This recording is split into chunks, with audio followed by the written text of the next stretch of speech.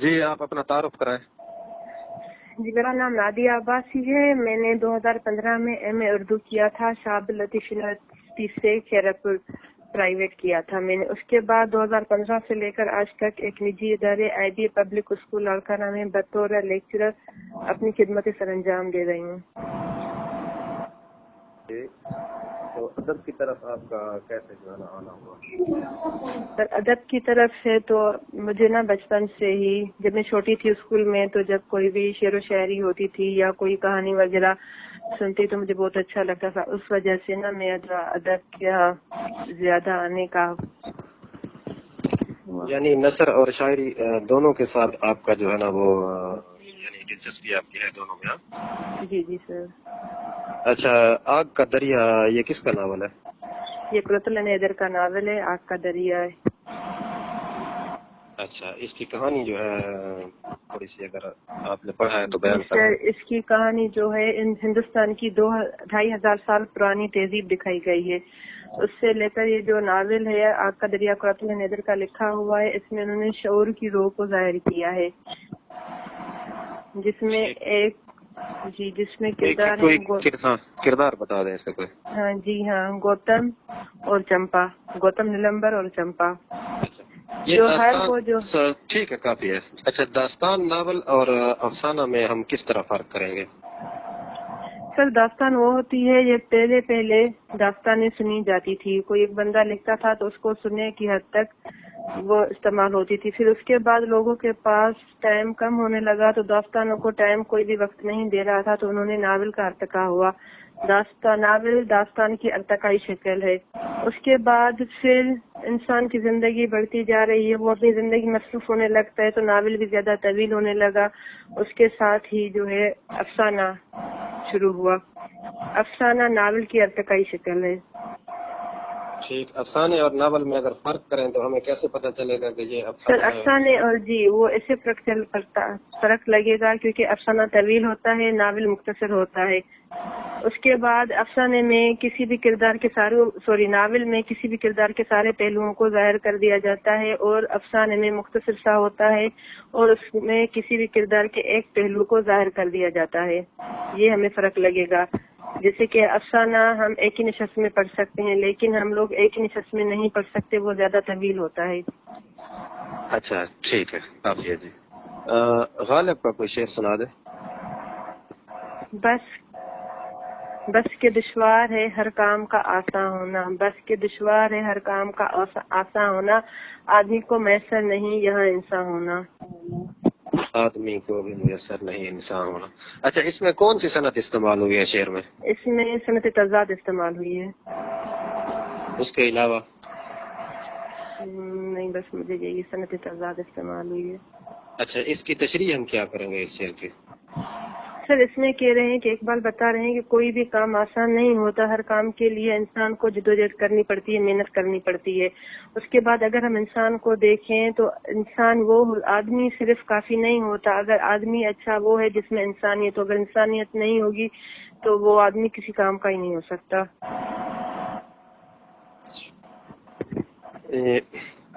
میر کی شاعری میں جو ہے نا کون سا عنصر غالب ہے؟ اس میں حزن و ملال کا عنصر شامل ہے، زیادہ تر یاسیسیت کی شاعری انہوں نے کی ہے۔ اچھا، کوئی ایسا شعر سنا دیں جس پہ حزن و ملال یا دکھ درد ہو میر کا۔ جی سر، اس کا یہ ہے،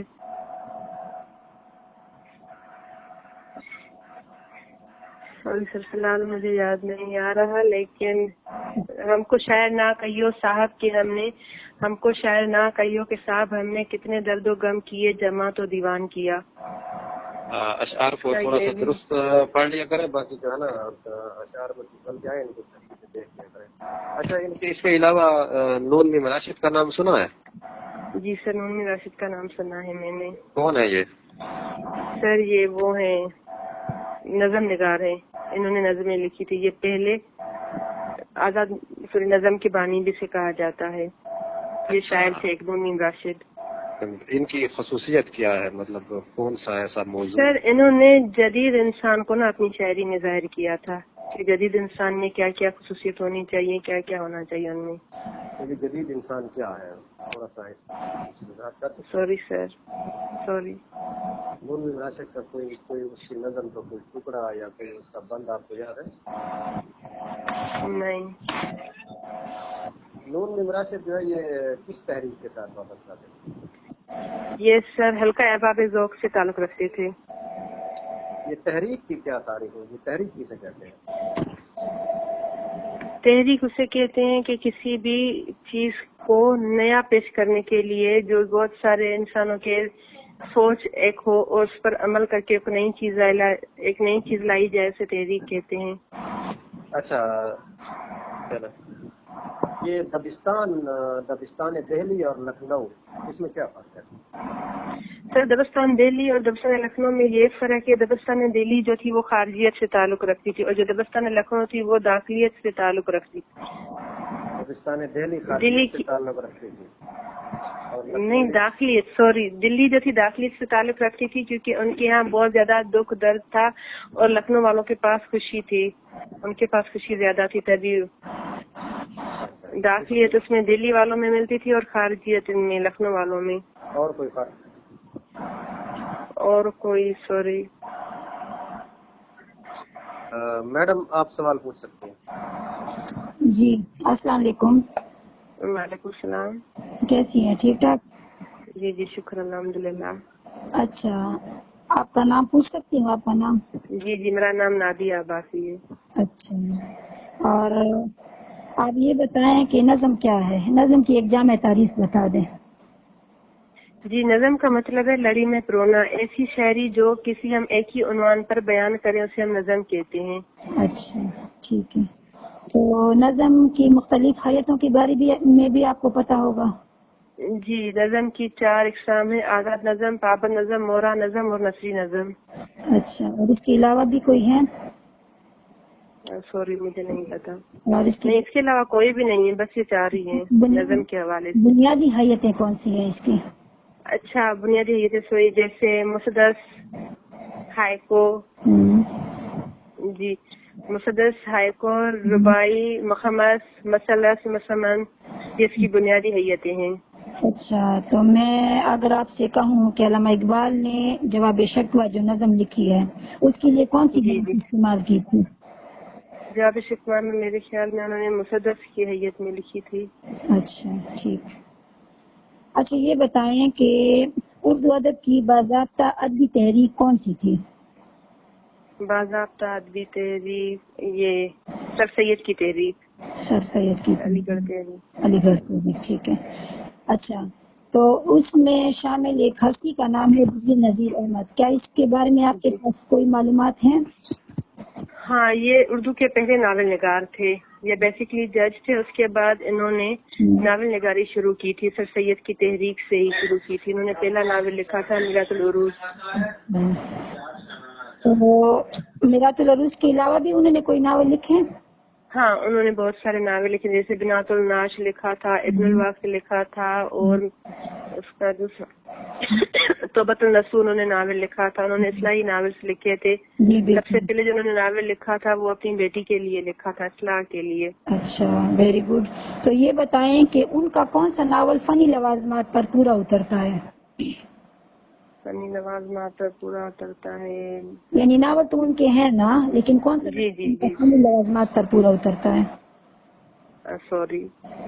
اچھا, تو یہ توبۃ النصوح جو ہے نا یہ فنی لوازمات پر پورا اترتا ہے. اچھا صحیح, مجھے ڈاؤٹ تھا اس کا. اچھا, یہ بتائیں کہ میر تقی میر کے بارے میں کچھ جانتی ہیں؟ جی جی. اور ان کی شاعری میں غم کا ایک پہلو تھا, اس کی بنیادی وجہ کیا تھی؟ کیونکہ اس نے اپنی زندگی میں بہت سارے غم دیکھے تھے. عاشقی کا دکھ دیکھا تھا, اس کی چھوٹی عمر میں اس کے والد کی وفات کا ہو جانا, اس کے بعد کے سوتیلے بھائی نے اس کے ساتھ بہت برا سلوک کیا, اور سورس آف انکم ان کے پاس نہیں تھا, اخراجات پورے کرنے کے لیے پیسے نہیں تھے. تو اس نے بچپن سے ہی دکھ دیکھنا شروع کیا, تبھی ان کی شاعری میں دکھ زیادہ ملتے ہیں. اور اس کے بعد انہوں نے جب دلی پر بار بار حملے ہوئے تو اپنے دوستوں, اپنے ساتھیوں اور کو اپنے سامنے قتل ہوتے ہوئے دیکھا, یہ بھی ان کی زندگی میں دکھ شامل ہو گیا. اچھا, تو پھر یہ بتائیں کہ میر اور فانی کے غم میں کیا فرق ہے؟ یعنی فانی کے ہاں بھی غم ہے نا اور میر کے ہاں بھی ہے، تو اس غم میں کیا فرق ہے؟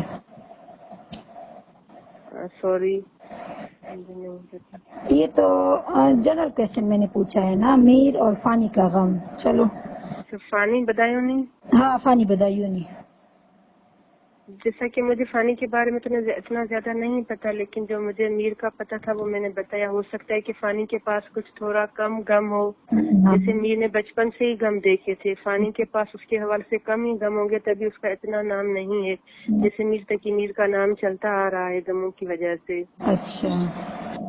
اچھا یہ بتائیں کہ فانی کا اصل نام کیا تھا؟ سوری، شوکت علی خان اس کا اصل نام تھا. ٹھیک ہے. جی جی.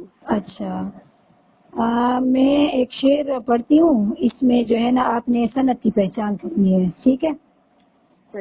یہ انشا کا ایک شعر ہے کہ 1 2 3 4 5 6 7 8 9 10 بس انشا بس. اس میں کون سی صنعت ہے؟ صنعت تجنیس. صنعت تجنیس اس میں جو ہے نا صنعت سیاقت الاعداد، جس میں اعداد کی وہ پہچان کرائی جاتی ہے. ٹھیک ہے نا. سوری تھوڑا ریپیٹ کریے، آواز نہیں آ رہی. میں نے کہا اس میں صنعت سیاقت الاعداد استعمال ہوئی ہے. اچھا یہ بتائیں کہ اس اور اس کا استعمال آپ کس طرح کریں گی؟ اس اور اس کا اس میں اپنے قریب کے لیے استعمال کروں گی، اس کا میں اپنی کوئی دور والی چیز ہوگی اس کے لیے استعمال کروں گی. اس کا استعمال نزدیک کی چیز کے لیے اور اس کا استعمال نزدیک، اس کا دور کے لیے. اچھا ٹھیک ہے. تنقید کو پڑھا ہے؟ نہیں، کم پڑھا ہے. تنقید کو زیادہ نہیں پڑھا میں نے. تنقید کو آپ کس طرح ڈیفائن کریں گے؟ تنقید کو تو بیسکلی مجھے پتا ہے کہ تنقید ہم اسے کہتے ہیں جس میں ہم کسی چیز کا موازنہ کر سکیں، اچھے اور برے میں فرق محسوس کر سکیں، بیان کر سکیں. جی بس اتنا ہی میں نے. اچھا کسی نقاد کا نام آتا ہے؟ ہاں نقاد کے نام تو آتے ہیں، لیکن میں نے ان کو نا ڈیپلی نہیں پڑھا ہے. جیسے مولانا الطاف حسین حالی تھے، جی ان کی بھی تنقیدی کتاب تھی، اور اس کے بعد آب حیات مولانا محمد حسین آزاد کی تنقیدی کتاب تھی. اچھا حالی کی تنقیدی کتاب کا کیا نام تھا؟ مقدمہ شعر و شاعری. جی بالکل صحیح ہے، مقدمہ شعر و شاعری. اور اس کے علاوہ کسی نقاد کا نام؟ حافظ محمود شیرانی بھی شاعر تھے. میں نے تنقید کو اتنا خاص نہیں پڑھا. اچھا یہ بتائیں کہ یہ کتارسس اور المیہ یہ کیا چیز ہوتی ہے؟ سوری. اچھا یہ نہیں آتا؟ نہیں، میں نے کہا سوری، مجھے آواز نہیں سمجھ میں آیا، سوال سمجھ میں نہیں آیا. میں نے کہا سوری. کتارسس اور المیہ کیا ہے؟ المیہ تو کوئی دردناک ہوتا ہے، اس کے لیے ہم لوگ استعمال کرتے ہیں. یا سپوز کریں اگر المیہ کوئی ڈرامے میں آ جائے یا کوئی ایسی کہانی جس کی اینڈنگ درد پہ ہو، تو المیہ ہم اس کے لیے استعمال کرتے ہیں، دکھ درد کے لیے. اور کتارسس کے لیے سوری وہ مجھے نہیں پتا. اچھا صحیح ہے، ٹھیک ہے. آپ نے اچھے جوابات دیے ہیں، لیکن اپنا مطالعہ ذرا اس سے بھی زیادہ وسیع کریں. ٹھیک ہے. ٹھیک ہے مشتاق صاحب آپ پوچھیں سوال. جی السلام علیکم. وعلیکم السلام سر. اچھا آپ نے کہا کہ ناول جو آگ کا دریا ہے اس میں شعور کی روح استعمال ہوتی ہے. شعور کی روح تکنیک کیا ہے؟ سر شعور کی روح یہ ٹیکنیک ہے کہ کوئی چیز ہم پریزنٹ میں حال میں رہ کر کوئی پاسٹ میں بھی جائیں، ماضی میں بھی جائیں، اس کے حوالے کے متعلق لکھیں اور مستقبل میں بھی وہ چیز کو استعمال کریں، اسے ہم شعور کی روح کہتے ہیں.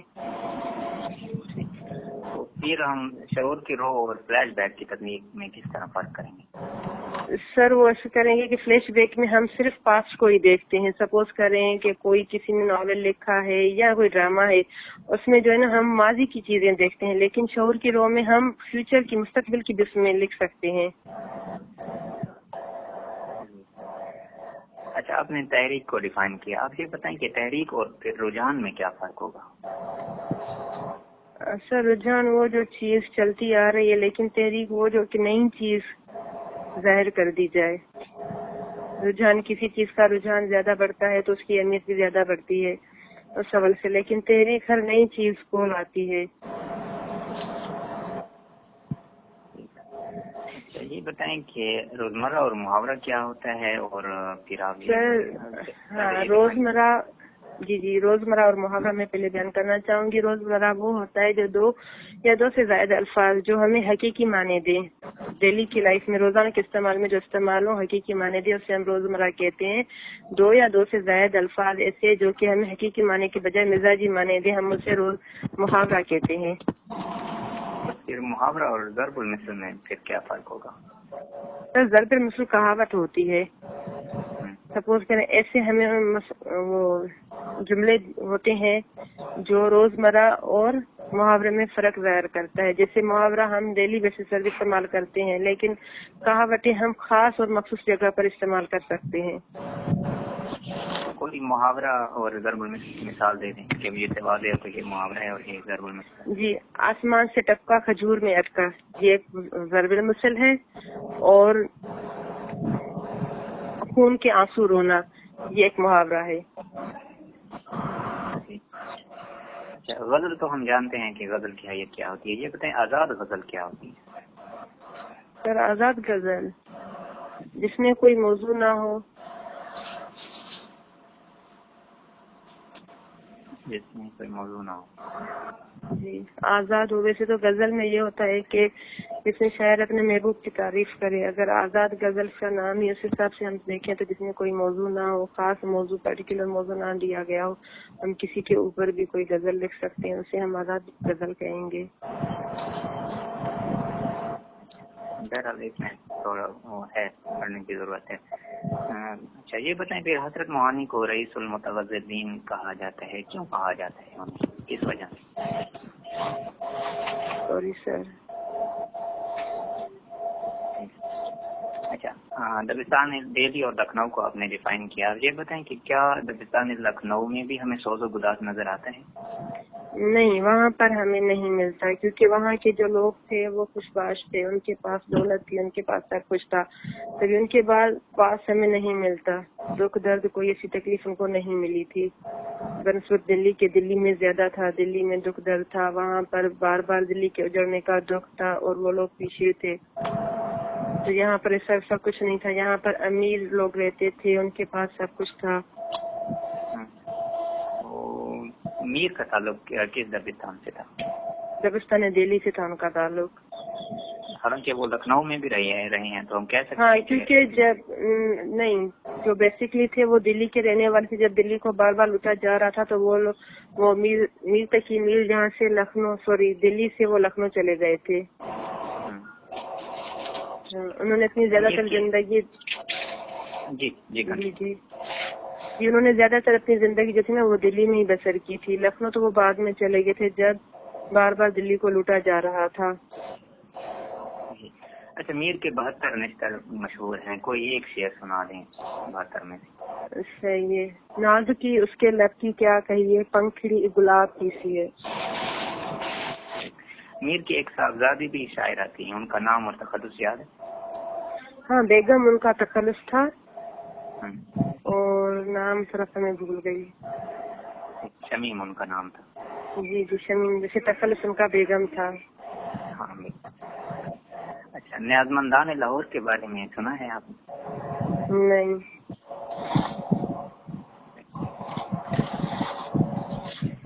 ایک سوال ہے کہ صنعت میرات النظیر یہ کیا ہوتی ہے؟ صنعت میرات النظیر، سوری سر۔ اچھا ایک شعر ہے، یہ بتائیں کس کا ہے اور اس میں شاعر کہنا کیا چاہتے ہیں؟ کون کہتا ہے کہ موت آئی تو مر جاؤں گا، میں تو دریا ہوں سمندر میں اتر جاؤں گا؟ یہ احمد ندیم قاسمی کا شعر ہے۔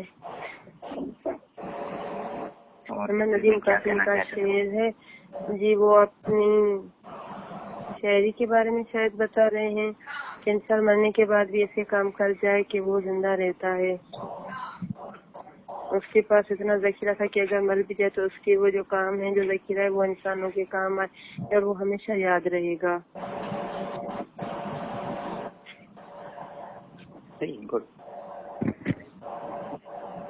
ماشاء اللہ انٹرویو آپ کا بہت اچھا ہوا۔ ہم نے جتنے بھی فیمیلز کا انٹرویو لیا ہے ان میں سے آپ کا انٹرویو قدرے بہتر تھا، مطلب دوسروں سے جو ہے نا، تو बहरहाल फिर भी आप तैयारी जारी रखें, चंद गोशों पे मजीद मेहनत की जरूरत है और अभी आपके पास वक्त भी है। तो इंशाल्लाह उम्मीद है कि दूसरे इंटरव्यू तक जो हमारे साथ आपका होगा आप में मजीद बेहतरी होगी। लेकिन मैं ज़ाती तौर पर जो है वो बहुत ही पुरुमीद हूँ इंशाल्लाह कि जो है ना आप इंशाल्लाह इस बार जो है ना सही से। मैं चाहूंगी कि मुझे अब कोई सीधा सा पैटर्न बताइए, मुझे कौन कौन सी किताबें पढ़नी चाहिए जी बताते हैं। तनकीद एक के मिनट, हवाले से।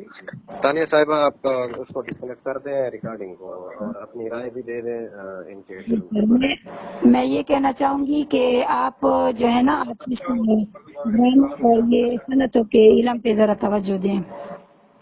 सनतों पर? हाँ, ये सनतों का मुताला बहुत जरूरी है, किसी एंगल से भी आपको पूछा जा सकता है। ठीक है, सही। बाकी माशाल्लाह आपकी स्टडी अच्छी है, इसको अभी टाइम है ना, इसको जरा वसी करेंगी तो आप में खुद ब खुद वो आ जाएगा ना। सही सही, ठीक है। साहब। जी सर, बहुत बेहतर था। माशाल्लाह अच्छी स्टडी है इनकी। और बस यही है कि अगर इसमें हम देखें तो थोड़ा बहुत दबिस्तान दिल्ली और लखनऊ को पढ़ लें। सौदगुदाज हमें लखनऊ के हाँ भी नजर आता है, लखनऊ में भी सौदगुदाज है। और इसी तरह जितनी भी तहरीकें हैं वो भी अच्छी तरह पढ़ लें और उनमें जो जितने भी शोरा थे उनको भी खारो निकाल लें। असल में ये भी है ना कि दिल्ली के जितने भी शोरा थे वो तकरीबन जो है ना सारे सिवाय मीर दर्द के जो है ना वो सारे लखनऊ चले गए थे। लखनऊ बिल्कुल सौदगुदाज है उनके शागिर्द भी लखनऊ में थे, तो बिल्कुल जो है ना वो सौदगुदाज बिल्कुल पाया जाता है, लखनऊ में भी है। तो बहरहाल आपका माशाल्लाह लेवल काफी अच्छा है, बहुत बेहतर है। अगर आप मेल होते तो शायद हम ये न कहते, लेकिन हमने जितनी फीमेल्स का इंटरव्यू किया है तो उनमें सबसे बेहतर जो है ना वो आपका इंटरव्यू हमें लगा। और एक और फीमेल भी थी, अभी उनका नाम मुझे भूल रहा है, गालिबन फरियान थी या कोई इस किस्म का नाम था, वो भी आपके सिंध की थी। उनका भी मैं पूरी उम्मीद हूँ कि उनकी भी सिलेक्शन हो जाएगी।